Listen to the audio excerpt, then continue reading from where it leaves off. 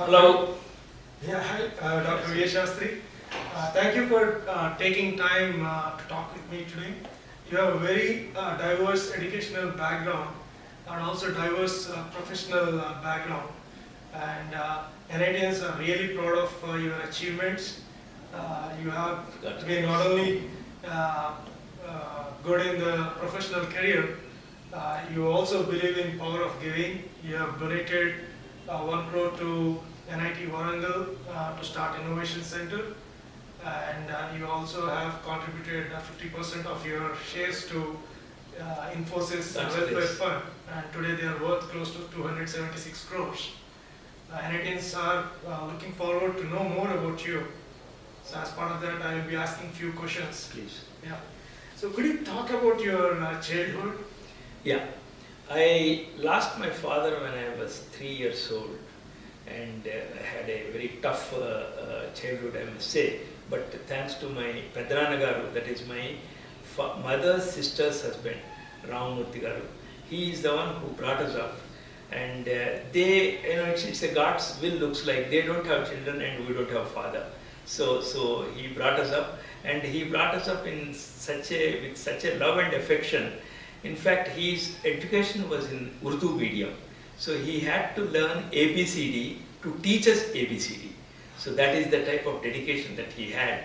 And he really took care of us till 10th. Of course, after 10th onwards, we were on our own. But he used to make frequent visits to find out how we are faring in our examinations and how the teaching is going on and so on and so forth. And a constant vigilance has been there and guidance has been there. But other than that, if you want to say about the financial strength and financial, this one is very, very, I would say lower middle class or maybe even poor class you may call it, because fortunately we had some agraharam. Agraharam means some estate has been donated to my fourth grandfather, and we start of living only by selling each acre. So for this year you have to study there, so 1 more acre sell. That year we have to go there, so sell 1 more acre. So like that, it's sort of depleting in the capital itself, in the modern terms, if you want to say. But then ultimately, if the education was not successful, then the property is depleted and then we would have been on the streets. But God's grace, education has been very good. I remember every success, every result, he used to celebrate by calling the village people and giving them some tea and this and that. Hey, this year he passed in first class, this year he did this, like that. So anyway, God has been kind. But when I went to United States, that is one thing which is very, very, this thing is that the whole village has been very happy, no doubt, but they were teasing my uncle, and that I could not really see. I still remember his face. They say, is that you educated him so, you have gone through so much of trouble, this, that and all. Now he is going and he will now get married there and he will never come back, this, that, which is the order of the day. I'm talking about 1966, 67 type thing. But fortunately, of course, I was able to finish my PhD, come back and get married over here, settled. Let me tell you, it added at least 15 to 20 years of age to him. I must tell you that. The type of, because now he was standing tall. He was proud of the whole thing. And his pride is the one, I think that, and that gave me a lot of satisfaction that I could make him happy. Oh, okay. And what led you to pursue engineering in NIT Warangal? Well, that's a very interesting story actually. I didn't even know that there is a college which is going to be opened in 1959. 1959, I was looking for a seat, whether it's a BSc, whether it's in engineering, or whether it is a diploma, I don't know. Because I just passed my 10th and 11th pre-university from Khammam, Khammam Arts and Science College, we passed it. So I was in Hyderabad and looking for, going from college to college, collecting applications and so on. That is usual stuff that people do. Then my cousin brother, he apparently knew about this college and he already applied also. But in any case, I was visiting one of my brother-in-laws, my cousin sister's husband. Then he asked me whether, hey, did you apply in the engineering college which is going to be opened in Kajipet, Warangal? I said, well, I didn't know about it. I tell you, the last date must be really today or tomorrow type thing. Do something about it. So I was able to get the paper cutting, this, that and all that, and came to Warangal. And it was really a, stroke of luck that I was able to make it in time and make the application. And then when I went home, the first thing I did is to tell my cousin, who is of the same age and looking at it, I said, do you know that there is a college going to be opened, He said, yeah, of course I knew it and I applied already. Man, that was something, this is what his cousins are all about. Anyway, so, and as the luck could be, I got the seat and he did not. Oh. And he did not, I felt sad. But anyway, I got it, that's so important. And then my uncle was very, very worried. How am I going to look after his education? Because all the acres which we had are depleted. So then, of course, applied for the merit scholarship and got the merit scholarship. And the merit scholarship, 75 rupees a month, that really took us. So my mother and I have one younger brother and younger sister. So we three lived in a one room tenement, you may call it. And then I was a day scholar because I cannot afford hostel. So she used to feed us, and I used to come to college by cycle, and the education went on. And in those days, the college, of course, just started. So the lectures used to be in one place, the workshop is in another place, and then you go for some other place for some drawing class, like that. So we used to cycle all over the Warangal city. We know Warangal city so very well. It was actually in a way, it was very interesting, and not only that, whenever you start something, that's going to be really, you may go through troubles, all right, you may go, but then your attachment will be fantastic. The staff was so loving. They looked us up as if they're family members, and we used to know their families. They have a cup of tea here and there and whatnot and all that. So, and particularly, one professor we used to like very much, Professor Ramarao. I must remember him in this interview, otherwise I'll be doing, what you call, I'll be committing a sin by not remembering him. It's called Guru Dosham avutundanamata. So but Ramarao is an electrical engineering professor, and we are so loving and so affectionate. We used to go into minute details of how the study is going on, how is the family, how am I doing this, that and all that. Oh, it was very, very kind of him, and he saw me as a successful person. He visited my house in Bangalore, and he was very happy, very happy. Okay. Yes. Could you please talk about your early professional career? Well, very much indeed. One thing I really would like to say how God has been kind to me is that I never had to apply for any job. That's very, very, I should say, looking back, I was very proud of that. Mainly because it is by invitation that I got into any company, even at an younger date. Like for example, I was in United States and in Canada actually, doing my postdoctoral fellowship. Then, Atomic Energy, they opened in ECIL, Electronics Corporation of India Limited in Hyderabad. And they were looking for people with appropriate background, and they were having a computer division. So the letter came from out of blue, saying that, well, this is what it is, and if you are interested, please do apply. Well, then of course I took as a pride, and I applied and had an interview and got into ECIL. So that is how I came to India. In 1971, I returned. 71 February, I remember very well. And in March, I joined the Electronics Corporation of India Limited. So I worked for 1 year, and while I was working, they used to circulate what is called the returning residents profiles to various companies. So Tata Consulting Engineers, Mr. Chitnis, he saw my profile and he called me saying that, hey, I'm passing through Hyderabad, will you meet me at the Hyderabad airport? And that is how I got into Tata Consulting Engineers. So after 1 year working in Hyderabad, where A.S. Rao, the chief of ECIL, was very unhappy that I was moving out. But in any case, so I took it as a gift from God, and I went to Tata Consulting in Bombay because, everybody's dream as an engineer either to work in L&T or Tata's.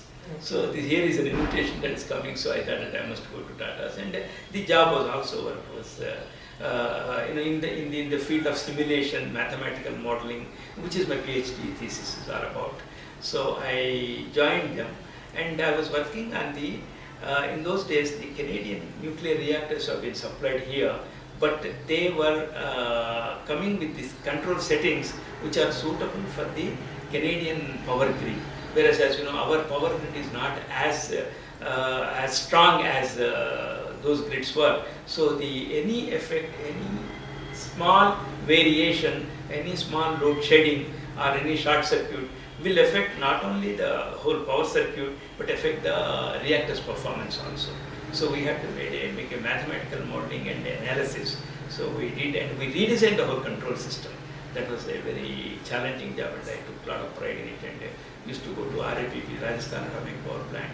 Then that's where the Canadian nuclear reactor has been with their aid which has been installed.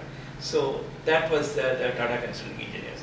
Then what happened is that I got a invitation from the university where I worked in Canada, University of Alberta. They said that they have a position for research fellowship, and of course work was again in mathematical modeling, simulation, and the chemical reactor. And they said, well, there is enough money and grant and all that stuff. So if I want to come, then here is an open invitation. So that's what I said. The invitations came rather than me going and searching for something.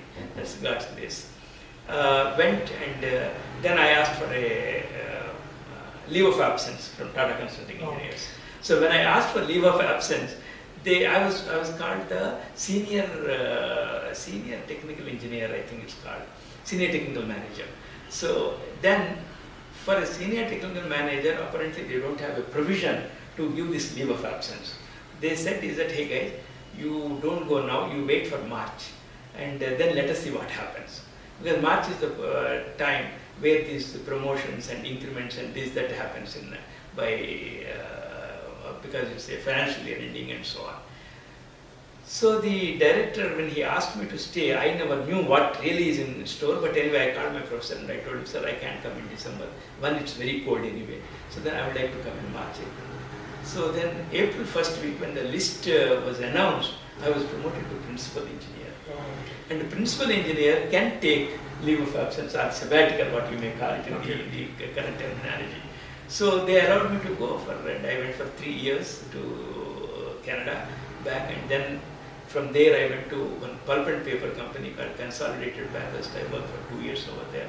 Then the 500 megawatt thermal power plant is coming into the country, and that has to be commissioned. So what they asked is that, hey, the control system requires to be designed and so on. Now this is the time if you want to return, otherwise you may have to resign. Then I said, no way I'm going to resign. So I just came back because they have been so nice to me. So then I came back and I worked in the 500 megawatt thermal power plant simulator.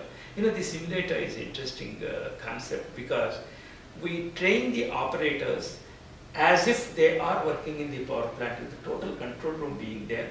But behind the control room, instead of the power plant working, it's a computer mathematical models that generate the steam pressure, the speed, the electrical generation, the governor position, the turbine settings, whatever. They are all by the computer mathematical modeling, and the meters as far as the control panel is concerned, they react exactly in the real time, exactly the same way as the control panel in the power plant itself.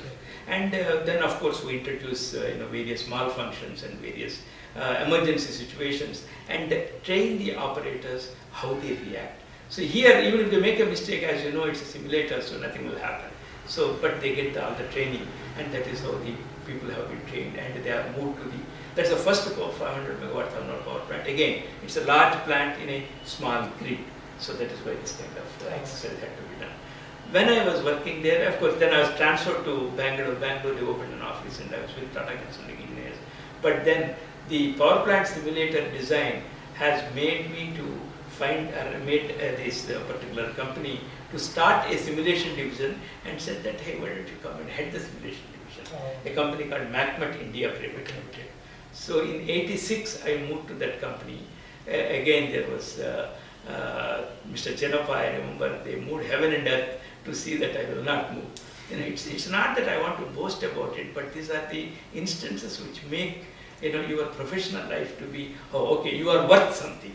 You are looked upon and somebody has recognized you. That really is a satisfaction.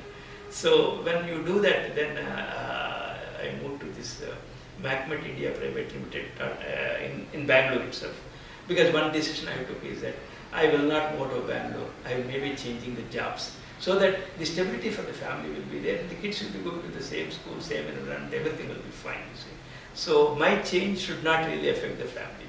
Yeah. And then Bangalore, of course, is a city where one would love to retire and live forever, and that's what exactly I'm doing. Thank God for that again. So wherein I moved there and started the simulation division.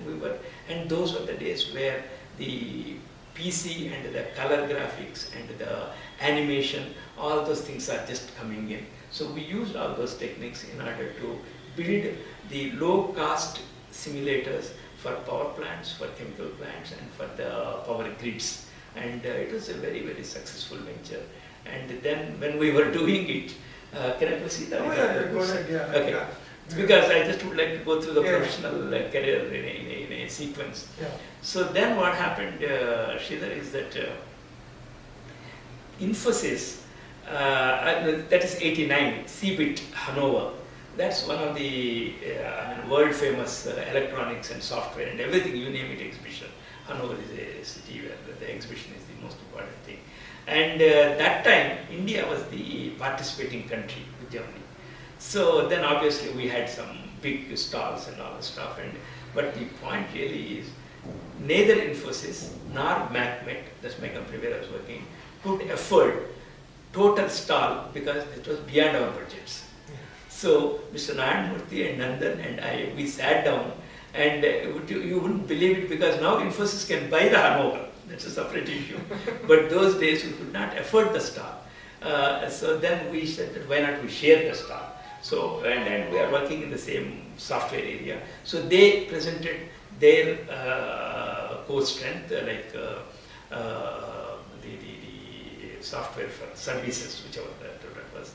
And then I presented the simulation. So there to be really, we had a division and we sort of discussed the layout and all that. So that brought me, Nandan Nilekani and Narayanamurthy really so close. And we enjoyed working together, definitely.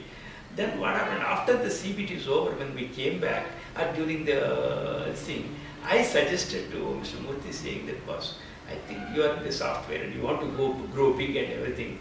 And this is a smart division. For them, this is actually a division. So you want to buy this division off. Okay, this is the suggestion which I made to them. They thought about it, and when they called me for a lunch, Mr. Murthy, myself, Nandan, we had lunch together. At that he said, Sastry, I think your idea is good, but we are not really inclined to buy the division, but we are inclined to buy you. Would you join us? We are now starting, actually we want to grow big, and we're starting a training division that is called Education Research Division, and HR division, and quality. So these are the three divisions we want to start, apart from whatever the services and delivery units that we have. So, and you come and head the quality. I said, well, that's worth thinking. And of course, Murthy said, very kind of him, he said is that for your age and experience, of course we can't give you any lower position, so we give you a position in the board of Infosys, and we'll offer you some equity, and for this equity you may have to pay so much and so on. And I said, well, I consulted my well-wishers, and I thought it's worth paying and getting into. So I paid 1.6 lakhs, I remember very much. So I paid that, but then this is another good quality of Murthy. People keep asking me why Infosys is so great. It's a quality of the person. He called me and he said, Sastry, if you can join, because I told him, unless I complete the assignment which is on hand, I won't be able to join. So he said, you join whenever you want, another month you take, doesn't matter. But before March, if you pay the amount and take the shares, the results are very good. So we are declaring 1-to-1 bonus. Okay. So we would like to give you that 1-to-1 bonus. So that means a 10 rupee share already is coming for me at 5 rupees, that means. And at the double the number of shares. Then I said, that's very kind of him. So I immediately sort of summed up, I didn't have that money anyway. We had some friends who helped me. I took a loan of 60,000 rupees. And with that loan, I paid it off.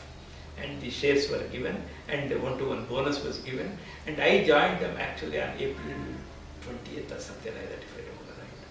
So by then, of course, I had double the number of shares and position as the director on the board with Infosys. And quality is the drive. So getting them ISO 9001, make them process compliant, define the processes, train the people, then make sure that we are ready for certification and get, in those days that ours was the first company to go for certification. This we are talking about 1972, 1992, 93 time frame we are talking about, 1992, 93.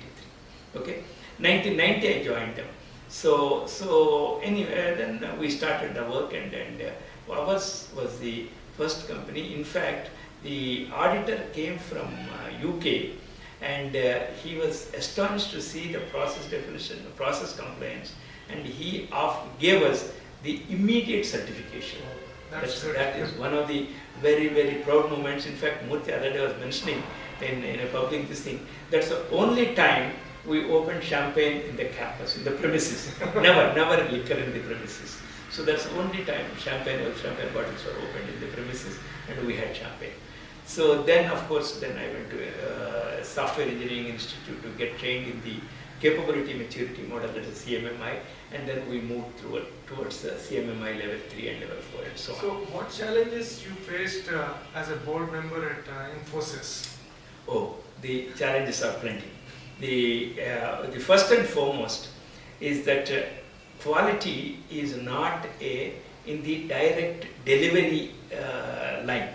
So because it's not in the delivery line, and Infosys is, I was 152nd employee. So the people who have been there right from 1980-81, they were all really sharp people, totally committed, and they never really documented anything. They knew what they are doing. They said, let's do like this and do it, that's all.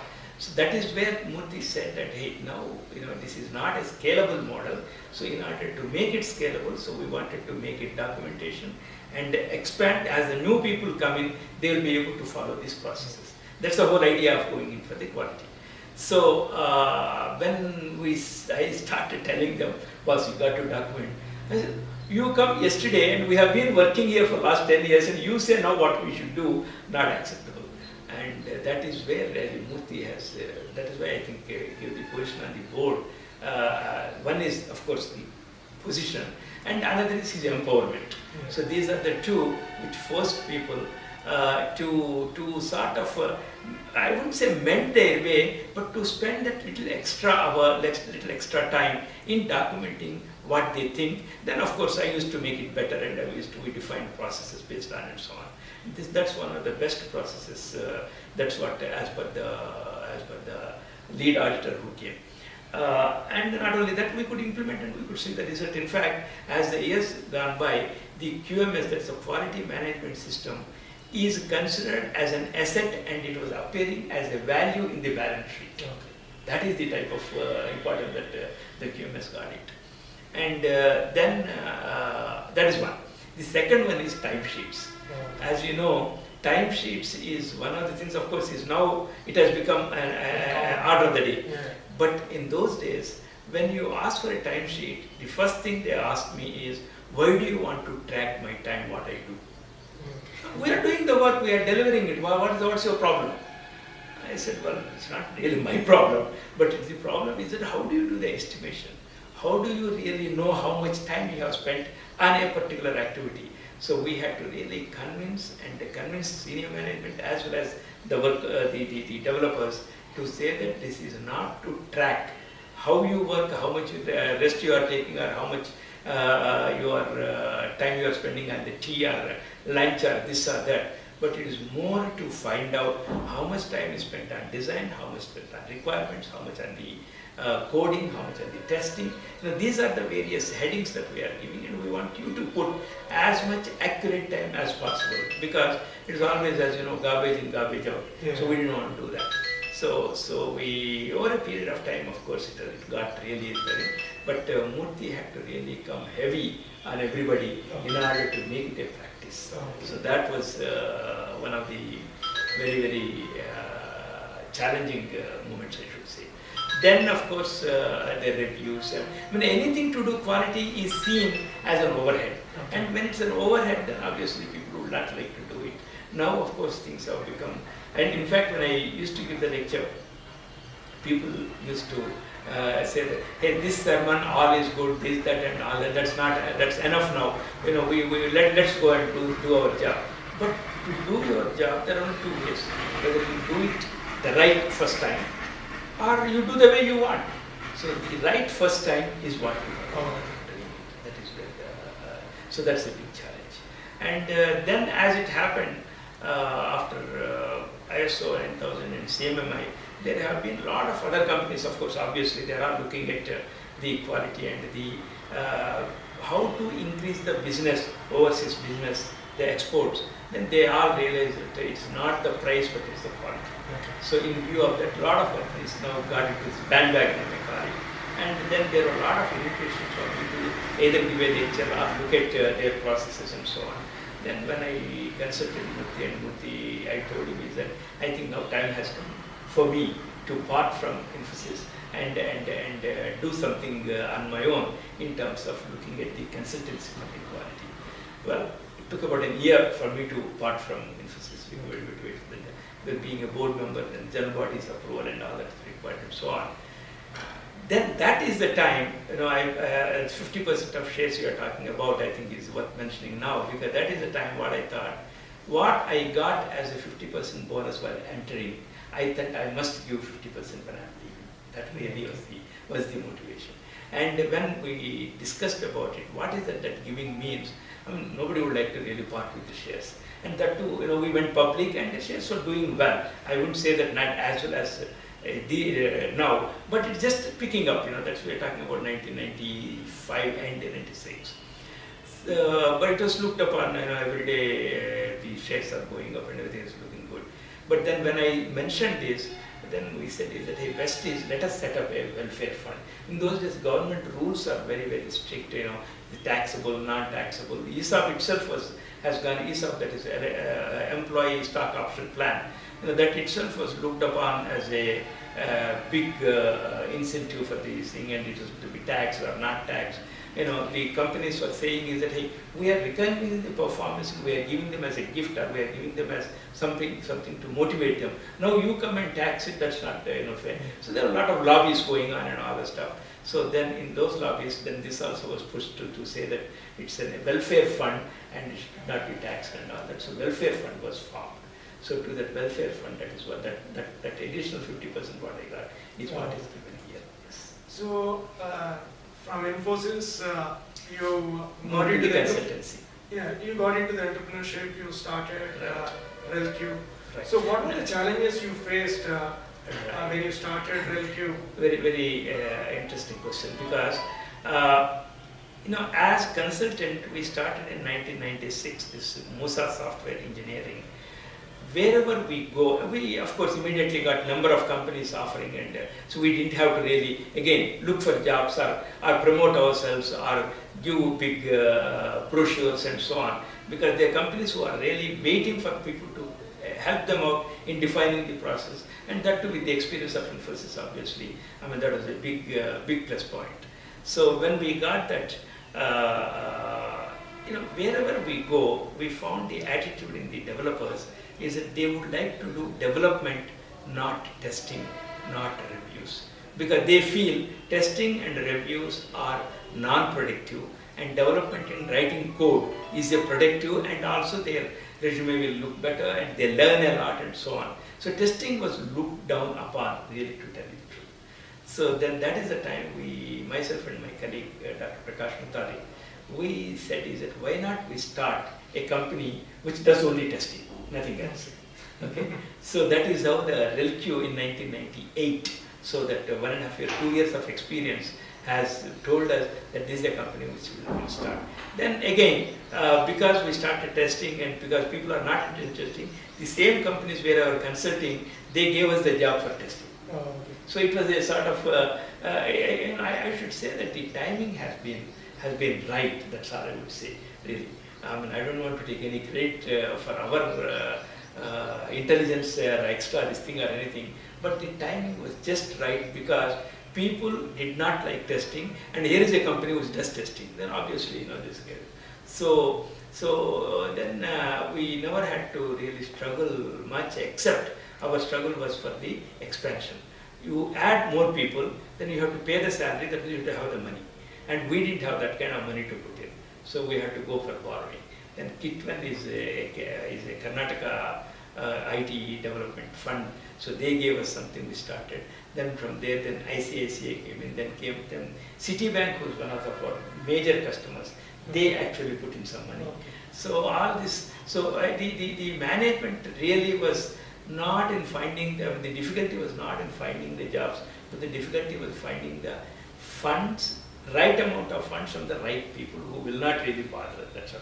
Otherwise, of course, there may be, some Bania type of people can come and invest, but then that is not going to really add value. So Citibank giving, for example, Citibank has given us the jobs also, plenty of jobs. In New York, for example, we did a hell of a lot of testing for all their various developments that they have been doing.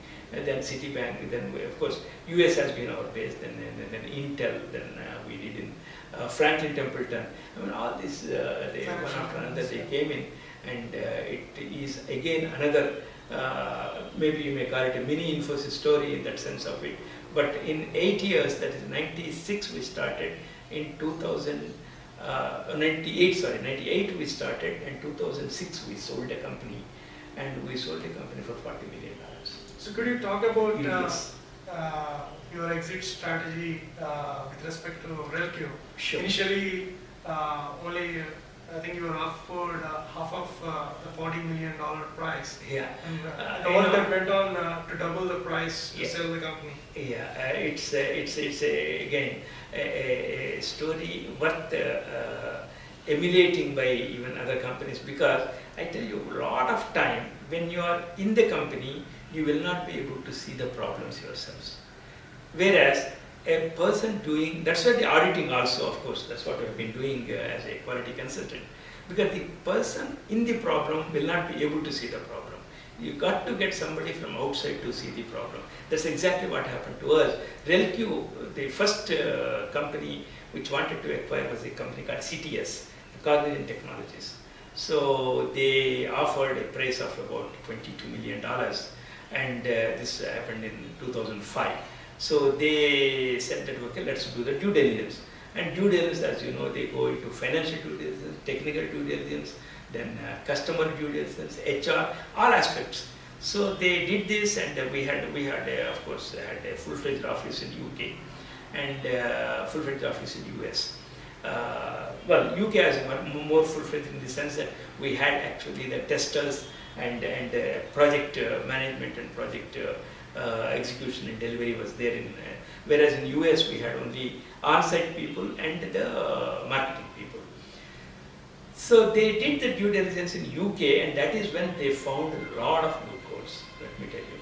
If I were really looking to buy a company, I will not buy a company with so many loopholes. so no wonder that they came up and they gave us a list of loopholes.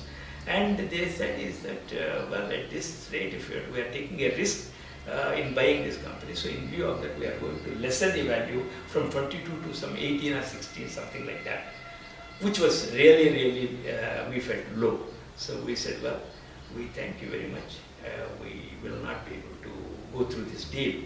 And they also were happy that they did not buy the company, because there were so many risks were there. But we are friends, of course. Lakshmi Narayan, who is the CTS manager, we still are very good friends. And but then what we did in the management of RelQ, we took that list of what are all the loopholes that are, and we started plugging each of them, and that was a very big learning to us. Very big learning, let me tell you. I mean, you may say that, well, with the quality experience, with Infosys experience, why is it there are so many loopholes? Good question. But let me tell you, there are trillions of problems in the world, and it is not humanly possible to know all the problems at any given time. But which one will hit you at which time, we really don't know. But in any case, this list helped us a lot. And we started playing. It took us about a year and a half for us to come to a stage where we are proud of the data that we are giving, and we are proud of presenting ourselves in the market. The bride is absolutely decorated, you know, for the so-called wedding, we may call it. So then came EDS. EDS is a US company, Electronic Data Systems. And EDS came along and they did the due diligence, they found everything perfect. In fact, the deal went so smoothly like a knife in the butter. It went on absolutely smooth. But then they were very strict. They asked us, they wanted the law. We told that, you know, why not we have some share? At least the promoters will have some share, this, that, and there's nothing doing. We want to buy the company outright, even a single share. We do not want to leave. And in fact, one person he was living in Bermuda, and he had 5 shares. I don't know how he got it, to friends or whatever. And we had to really locate him and make sure that those 5 shares also are given. So it was a little bit of a struggle in sort of, you know, that sort of minor problem. But the deal went through, and we had an escrow, and after 3 years, the escrow money also was beautifully given. And we had 2 people, that is Prakash Mutalik and Shrikant, who were the delivery heads. They had a term of contract with them. So even that term is also over, and it's a very smooth deal. And then later on, of course, EDS acquired by HP and others. Now it's a HP company. Yeah. Now it's an HP company. So in that way, we're happy that a company which is relative, which started, which is nowhere, which has no name, now it got a brand. That brand is that it is a testing company. And in fact, testers are now testing, and as a profession, and testers are now sought after people like developers. Okay, so we are proud that we have created that particular what do you call, the aura for the testing. The second thing we are happy is that the employees, about 800 plus people, they have gone not to a small company but a company like HP. Okay. So their card will show their HP employees now. They are very happy. Yeah. So that way I think we have a lot of satisfaction in that exiting also, apart from, of course, there's some money came which we could do, you know, some of these donational activities. Okay. That's good. So right now, like, what challenges younger people have to achieve the position that you have achieved? I think that's a difficult question, but because what I have achieved, I would not say that I have achieved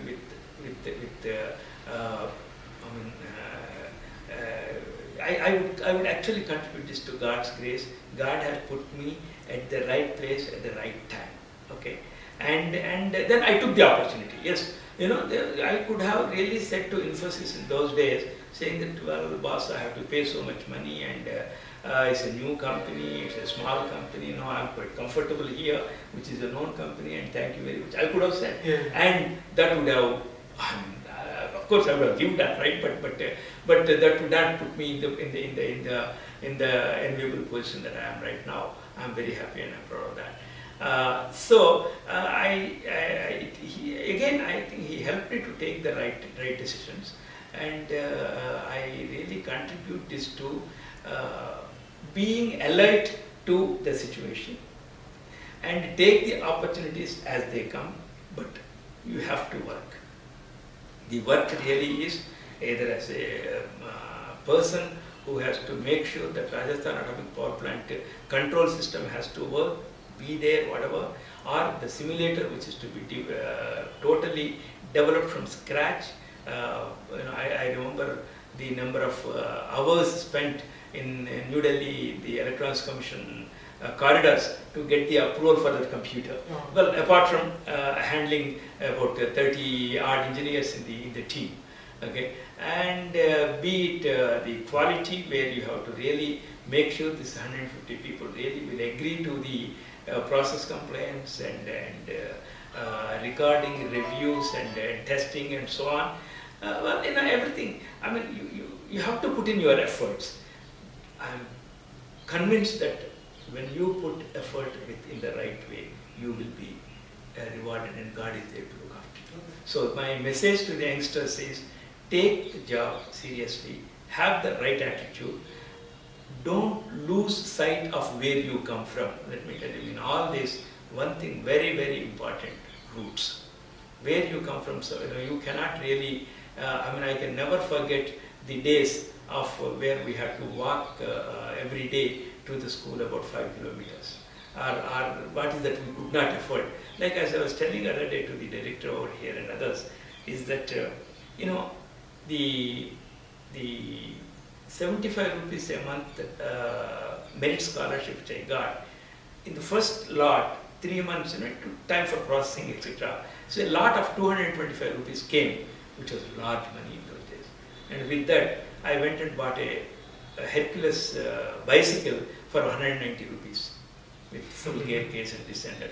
Let me tell you the type of satisfaction, the type of pride I had in those days. I don't know whether the same pride and same this one came, happiness came to me when I bought the Mercedes Benz the other day. I'm not sure. I still remember my face, my happiness of those days much clearly, vividly than now. So the message really is that youngsters, please don't lose roots and keep and have the right attitude. You can complain, you can complain endless things, because as I told you, there are trillion problems. Which problem is there, we don't know. Everything is a problem. You may not have right equipment, you may not have right atmosphere, you may not. These are all become reasons for not doing things.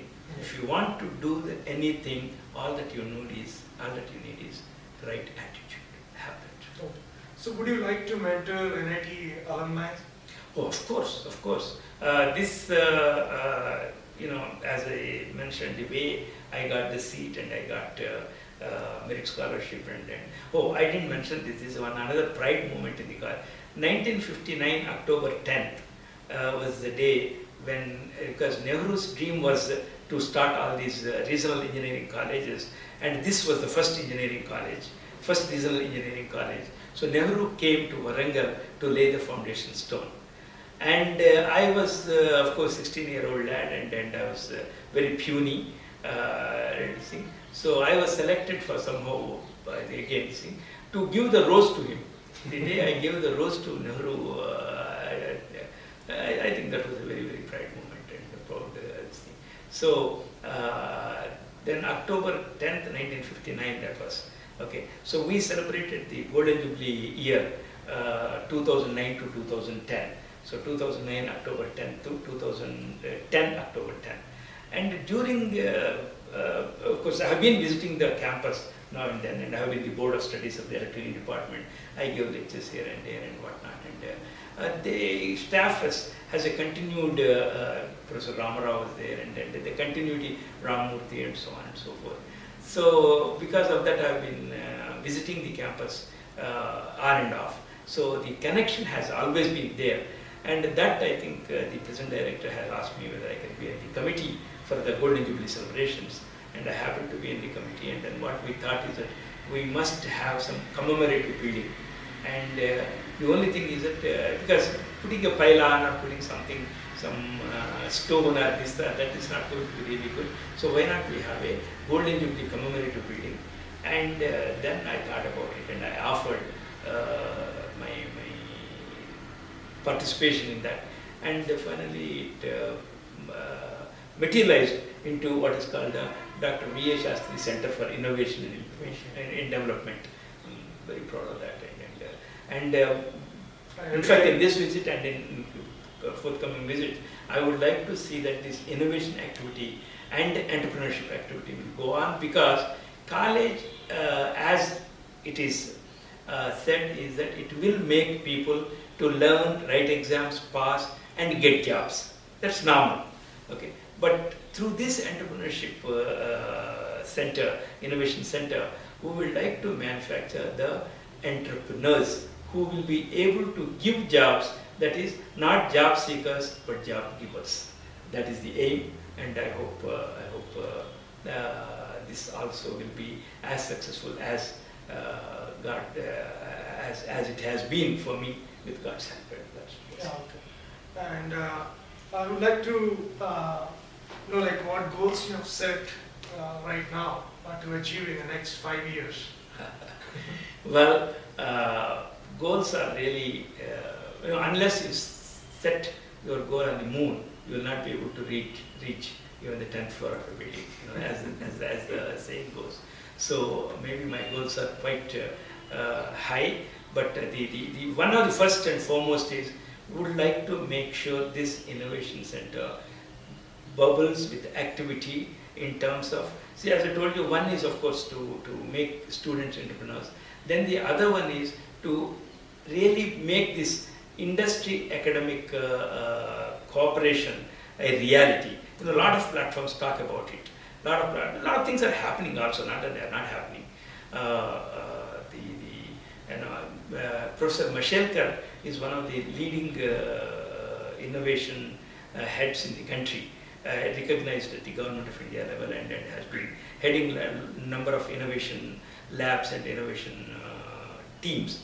He was here to inaugurate this building, and he was telling is that I would like to see this building, which is about 20,000 square foot or so, bubbling with activity and a number of entrepreneurs, 5, 10, 15, 20 entrepreneurs coming out of this, and number of companies coming out of this building, and I really would like to see that happens. That's one of the goals which I would like to set.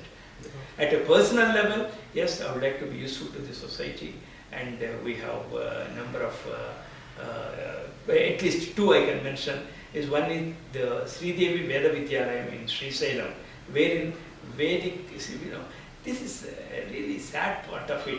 We all talk about our growth and our this one and God and all that is fine, but this all comes from Vedas. And Vedas used to be 1,113 sakhas when Vedavyasa has brought them into 4 sections and so on. And even the recent times, like about 150, 200 years ago, these sakhas were existing. Today, you'll be surprised, there are only 13 sakhas that are locatable. What exactly it means is, locatable means not the books. See, Vedas don't come in the books, you see. I mean, it is all from Guru. He teaches his Sishya, he teaches, so parampara goes on. Gurukul system. Gurukul system.